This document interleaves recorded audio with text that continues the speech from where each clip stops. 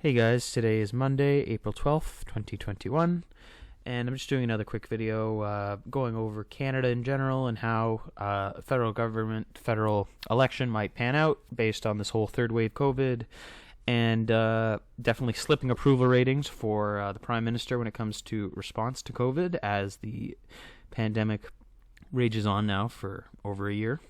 So this is a cool graph that I did not pay attention to in the last video, really should have, because it's cool. It shows pretty much each individual province, how they feel about the restrictions in their own province, whether they go too far or whether they don't go far enough. So we have interesting breakdowns here, and as far as I can tell, the only province where people think the restrictions have gone too far, it's Alberta by a very small margin, and not even Manitoba. This is interesting. So in Manitoba, most people think the restrictions are about right, but you see, the amount of people who think goes too far outweighs the don't go too far enough. But biggest difference here, Ontario.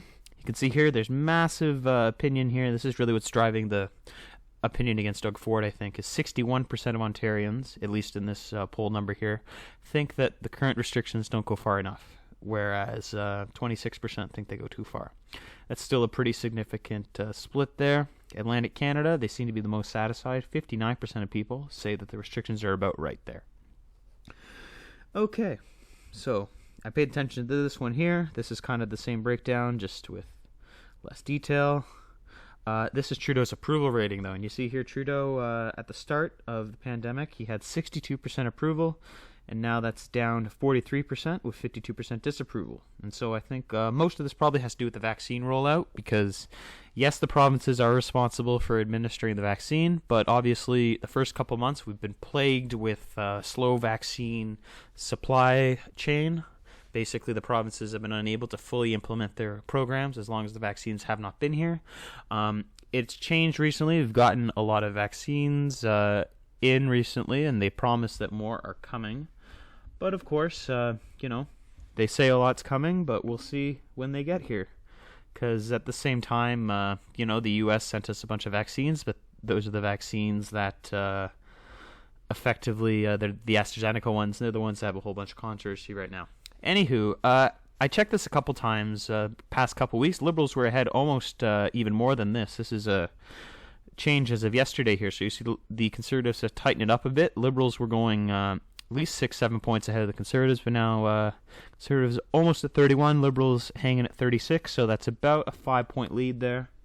The NDP well in the back here, 17.4. Bloc Québécois, Green Party, that's a split there. And so this is looking very much the same as when I last talked about it, which is that the Liberals have a 5-point lead over the Conservatives or so, 5 or 6 point lead, and it'll lead to, if not a majority government, you see that 168.6. If you need 170, that's right on the cusp, right on the edge, as they always are, kind of like this. Regardless of the polling, 49% chance of majority here. Now, break it down by the regional distribution, and we'll see here. So this is why the COVID response comes into play, because obviously if people are happy with the COVID response, they'll probably want to vote for the incumbents, as we saw in BC at least. Horgan did win pretty handily during the pandemic, and I believe the same thing happened in the Atlantic and New Brunswick. All right, let's take a look at Quebec here. So you can see on Liberals have pulled 9 points ahead of the Bloc Québécois in Quebec. So that's significant, I think. That gives them a bit of breathing space, and obviously that will help them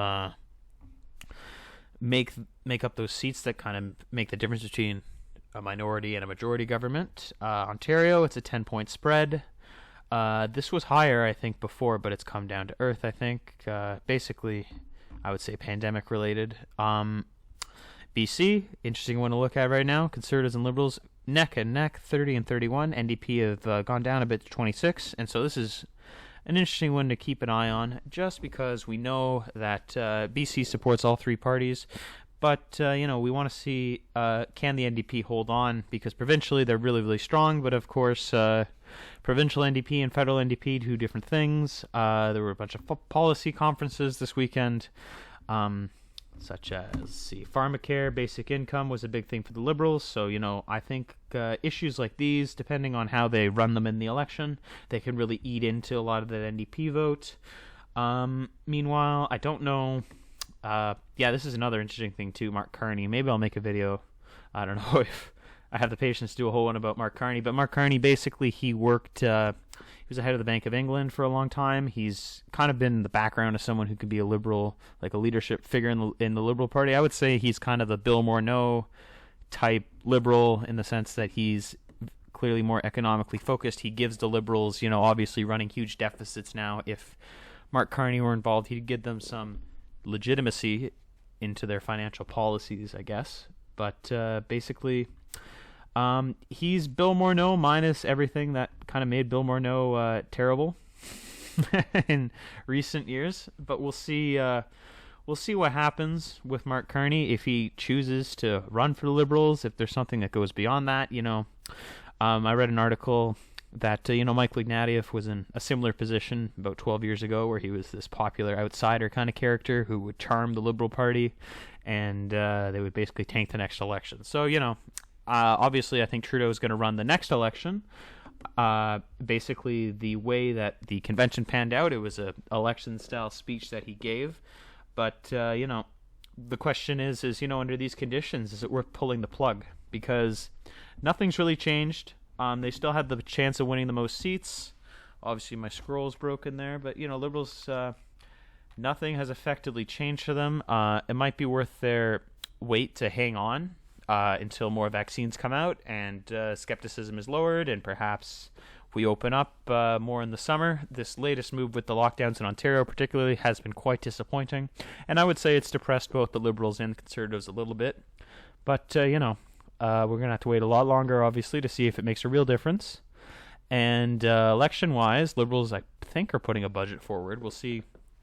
I think it's unlikely under these conditions right now that we'll see an election in the spring, but we'll probably see one either in the fall or in the winter based on how the vaccine rollout continues to go. So let's check in again with the next poll once it comes out. Thanks so much for listening.